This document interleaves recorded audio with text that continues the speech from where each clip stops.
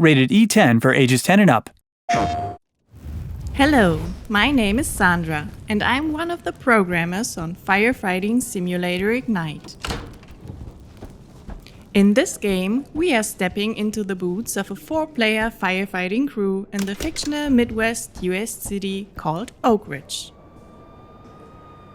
Today, we would like to have a closer look at a typical mission that awaits you in Firefighting Simulator Ignite. This is a main mission during your career and will take around 45 minutes to complete. In the interest of time, we have to make some cuts here and there. The team got alerted at the fire station and we are driving to the incident scene with the weltenbauer T-Rex. It is a great aerial truck and it allows us maximum flexibility on site. It will also be important to access the roof at the shopping mall later. Captain Mulligan here. You handled yourself well on these last call-outs, but this is a big one, alright? We just received an emergency call from the Grand Plaza Mall. I don't have to tell you what that place means to the community. We got reports of a grease fire and an oil spill all over the top floor that's leaking down through the ceiling. Most victims have evacuated, but we still have some on the balcony trapped behind the fire, and some that have fled to the roof. This is the biggest call I've ever put on you, team. We've got a nasty fire spread, lots of flammables, and people that put their trust in us. I know it's in the right place. Good luck. In order to complete this emergency situation, coordination and communication are key. You not only need to put the fire out before it spreads uncontrollably, you also need to ventilate, save trapped victims, and always stay alert for perilous dangers along the way. After we saw several details of this mission in the situation report, it is now time to move into action. Several people fled to the terrace and we can rescue them with a ladder before the fire reaches the trapped civilians. You can pick up injured or unconscious victims and carry them to paramedics waiting.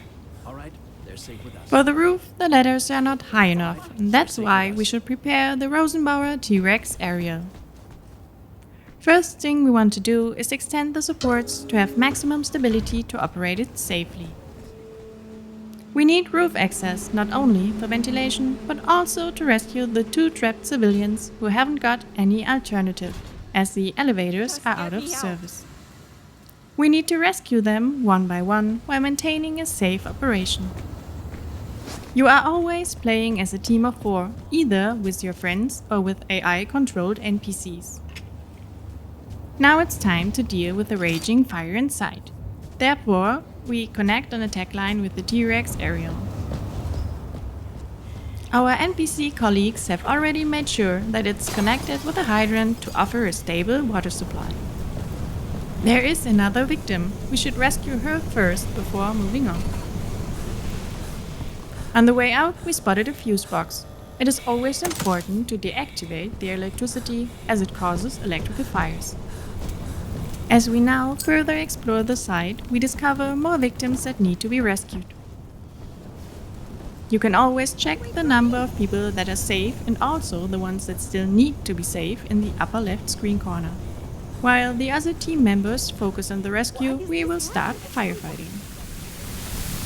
One of our team members deployed an attack line on the roof, which we can now use to fight the flames.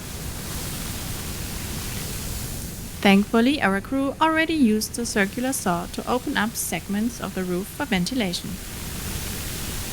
This is important because it helps to get the hot smoke out of the building and thus helps to reduce fire spread, but also increases the visibility inside the building.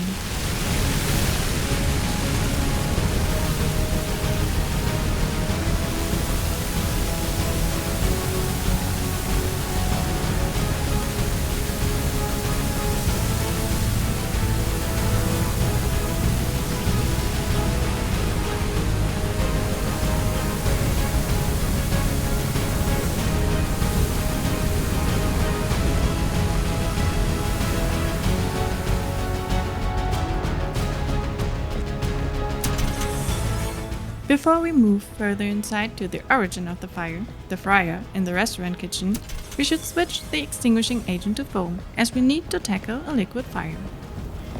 Water alone wouldn't help here. It would make things even worse.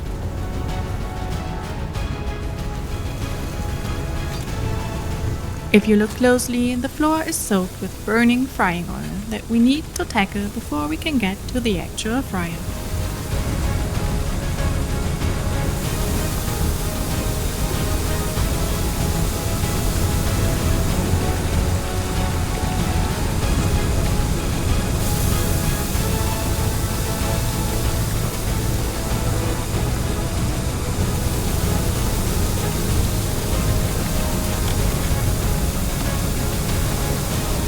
There, we need to work with a wet chemical fire extinguisher to prevent the grease from reigniting itself again. Never use water or foam there, as it only fuels the raging flames and can even cause explosions when combined.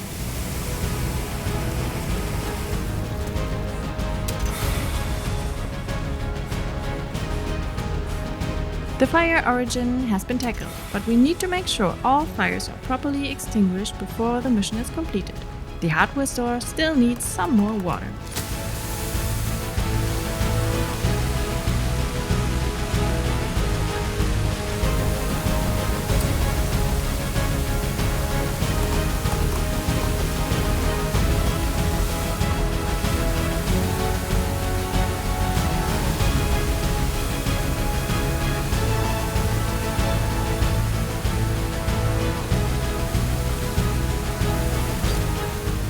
Once the visible flames are out, you can always check for hidden fires and heat sources that could reignite with the thermal view tool.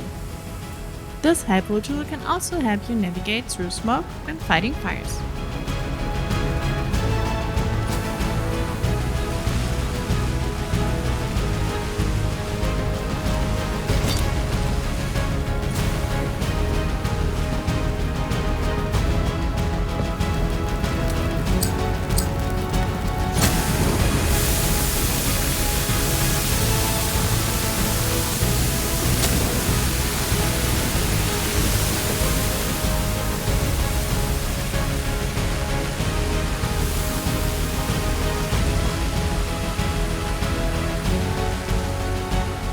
The crew successfully managed to contain the fire. All of us can now head back to the station. You can drive yourself and explore the beautiful city of Oakridge, or you can skip the drive. I hope you enjoyed this small glimpse of the game, and don't forget to follow our social channels for the latest news and updates. Firefighting Simulator Ignite launches September 9th, 2025 on PC and consoles. Thank you for watching and see you at the station. Firefighting Simulator Ignite. United against fire. Pre-order now on PC and consoles. Launches September 9th. PlayStation